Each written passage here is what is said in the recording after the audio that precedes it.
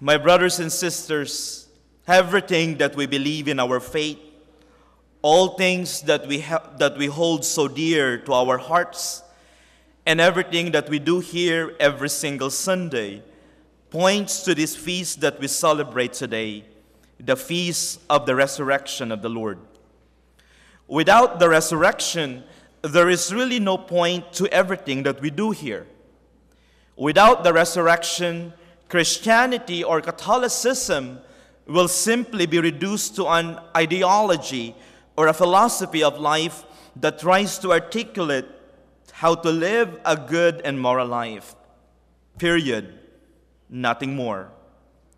Without the resurrection, what Christ underwent and experienced, all those healing miracles that he did, his teachings and his death on the cross will simply be reduced to an experience of a man who did not have a good luck in his mission or cause.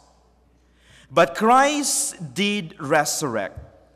He rose from the dead, which means that there is so much more that is stored for us after all these things that we have in this life. After all these things that we have in this life will come to an end.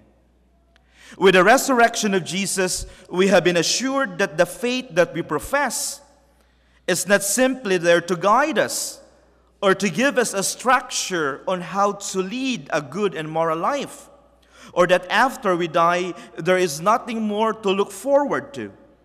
But rather, it convinces us that our real citizenship is really in the kingdom of God, and we are truly created for that kingdom.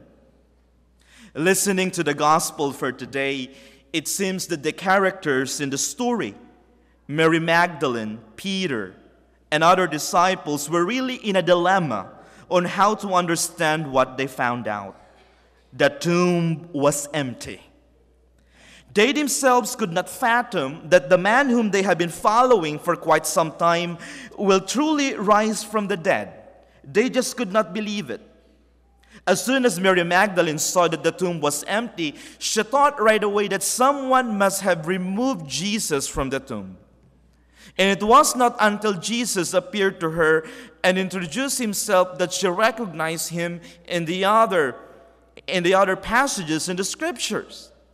They did not realize right away that the tomb is empty because Christ has risen from the dead. Sometimes we can also be like Mary Magdalene or Peter. One might be able to say that he or she has been following the Lord for quite some time, like those disciples, or even devoted a great deal of his or her time serving God. But when one is struck or beset with great difficulty, that same believer could easily question whether there is really a point to everything that we believe, or if there's even a God out there. The empty tomb strongly suggests to us that God has indeed triumphed over suffering and death, and that sufferings and even death do not really have the final word. One of the contentions against the existence of God is that if there's really God, then why do we have all these sufferings, like unexpected health problems, failed relationships, wars, natural catastrophes in the world? Can he not stop them? If he is God, it seems to be inconsistent with a God who is merciful, compassionate, and loving. But if you really think about it, God could have created us in a very different way without really giving us the option of choosing between right or wrong. But because of his great love for us, he wanted to share with us who he is. And who he is someone who is free yet responsible. And this freedom that he gave, if not used responsibly, could cause lots of sufferings to us and to other people. Wrong and selfish decisions could bring havoc and damage to our lives and to others. But there is also a kind of suffering that we do not have control of, like earthquakes or natural calamities or sudden death. But if ever we find ourselves in great difficulty or suffering in whatever aspects of our lives, we take Jesus as a model. What do you do to reassure someone that a particular drink contains no poison? What do you do? What do you do to reassure somebody?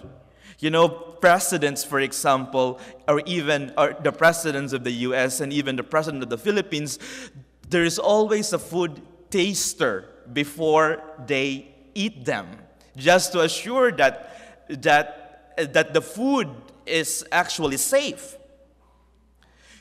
So to assure someone that a particular drink contains no poison, you drink it yourself first in front of him or her.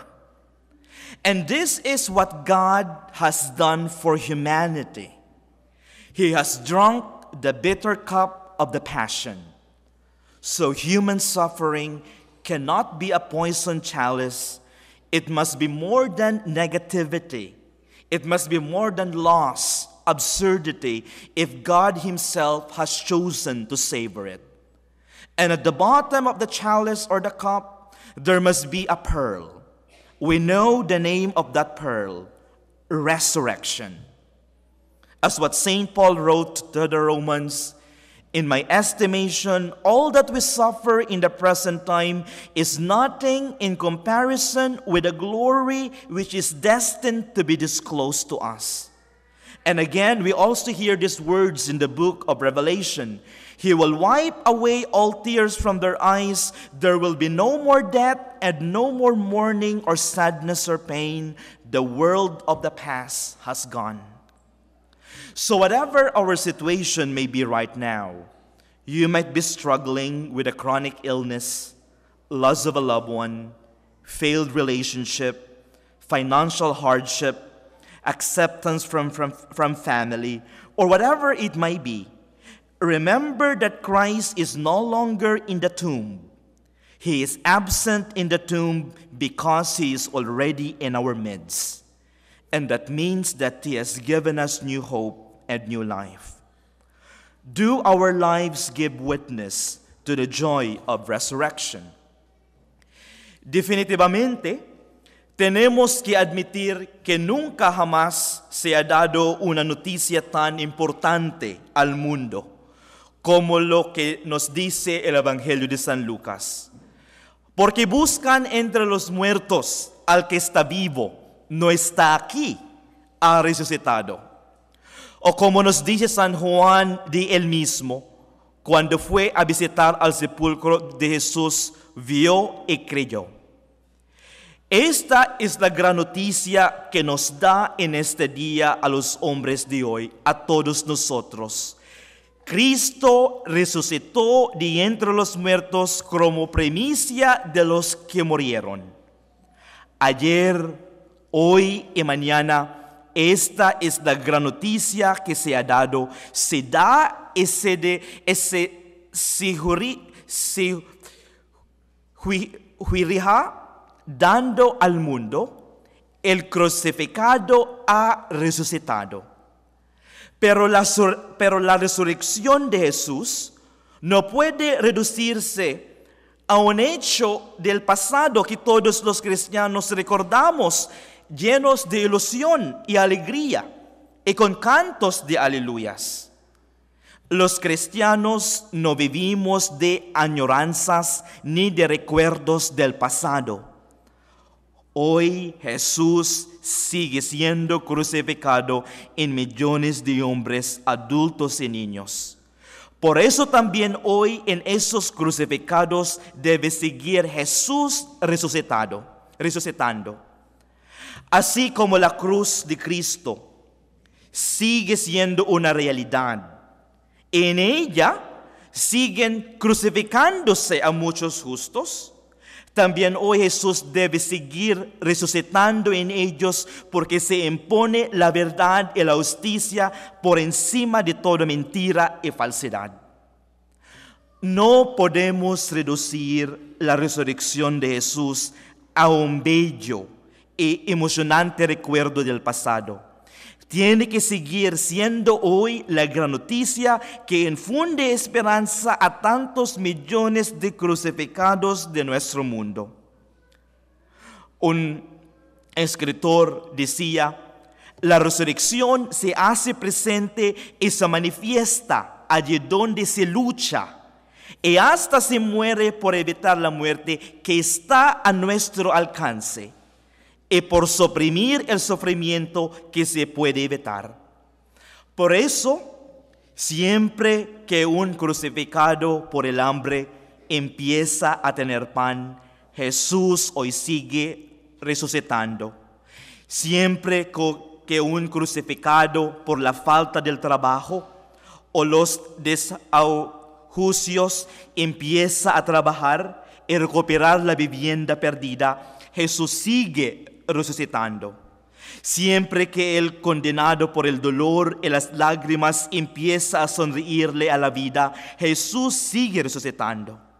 Siempre que un secuestrado recupera su libertad y el miedo se vence porque se ha vencido también a la delincuencia, Jesús sigue resucitando. Siempre que un esclavo de la droga o de cualquier otra cadena recupera su libertad, Jesús sigue resucitando. Siempre que un pecador se convierte, Jesús sigue resucitando. Siempre que el hombre viejo con todas sus corruptelas se convierte en hombre nuevo, con nuevas actitudes y valores, Jesús sigue resucitando. Siempre que ante el fracaso, el dolor, la contradicción y la disolución surge la esperanza, Jesús sigue resucitando.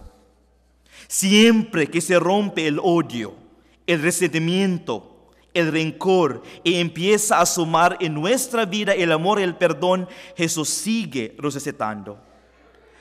La mejor manera de celebrar que Jesús vive, ha resucitado, es colaborar todos para que desaparezca la cultura de muerte, especialmente en nuestra familia, especialmente en tus matrimonios, especialmente en tus relaciones con tus familias.